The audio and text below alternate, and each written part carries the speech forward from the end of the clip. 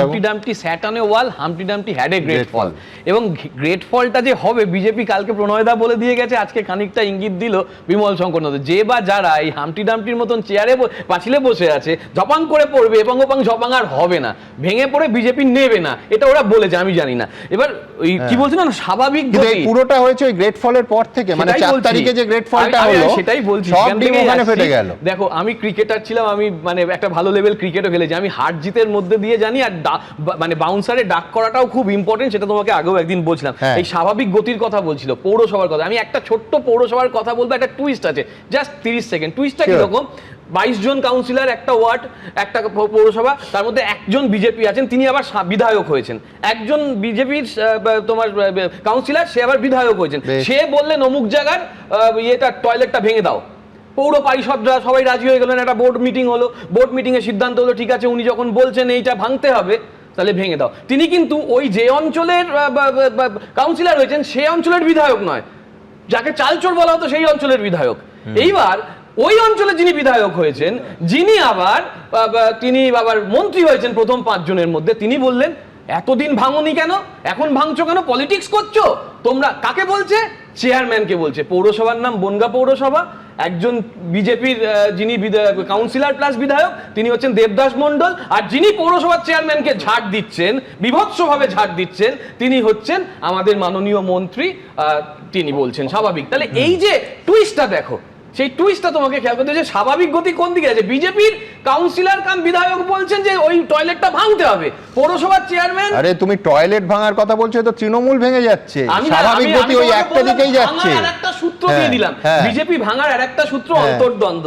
এবার মানুষ রিলিফ চাইছেন, তো সেই মানুষকে এমন রিলিফ দিচ্ছেন। আমি তোমার এখানে হকার উচ্ছেদ নিয়ে একদিন বলতে গিয়েছিলাম, তুমি আমাকে বললে কেন সরকারি, তুমি ঠিকই বলেছো। না, কিন্তু আমি এখনো তোমার প্রশ্ন হকার উচ্ছেদ নিয়ে করিনি, করেছি তৃণমূলের ভাঙন নিয়ে। ওই তৃণমূলের ভাঙনটা তো একটা দিক, তৃণমূলের ভাঙন যাক না, কিন্তু মানুষ না যাক না, তোমার তো তৃণমূল পাঠিয়েছে, তোমার তো ঋতব্রতরা পাঠায়নি, মমতা তৃণমূল পাঠিয়েছে। তো হকার উচ্ছেদের ব্যাপারটাও সেখানে আছে। আজকের মিছিলটা, এই সভাটা হকার উচ্ছেদের ছিল। আমি শেষ করবো দাদা, আমি বলছি সেই হকার উচ্ছেদ নিয়ে সর্বরিদি যখন বিজেপির বিধায়ক, সর্বরিদি যখন রেলের কাছে গিয়ে কদিনের সময় চেয়ে নিতে পারলো, অল্টারনেটিভ ব্যবস্থা করতে পারলো, তাহলে বিজেপির বাকিরা কেন পারছে না? বনগাঁ থেকে শুরু করে ডায়মন্ড হারবার অবধি এমন হকার উচ্ছেদ নিয়ে তোমরা আন্দোলনে নামলে যে সিপিএম, যাদের গত 5 বছর উঠতে বসতে তোমরা শূন্য থেকে মহাশূন্যে পাঠিয়েছো, তারাও তোমাদের আগে নেমেছে।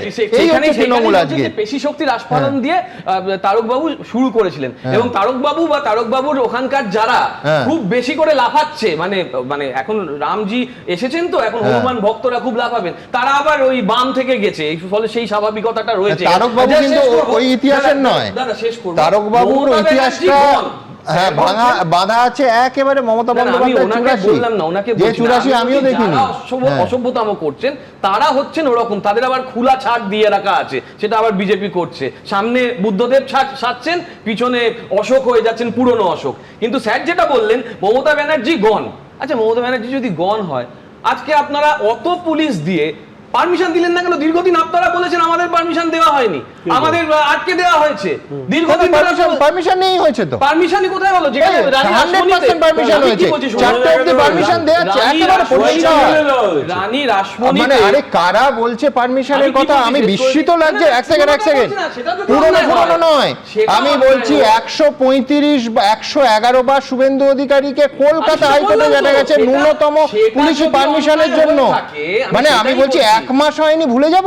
আমি ভুলতে বলছি না দাদা। তৃণমূল গণতন্ত্রের পরিসর বন্ধ করতে যা যা করেছে, আমি বলছি আগামী 50 বছর উদ্যত হয়ে থাকবে। আর আজকে তো পারমিশন নিয়ে গেছিলেন।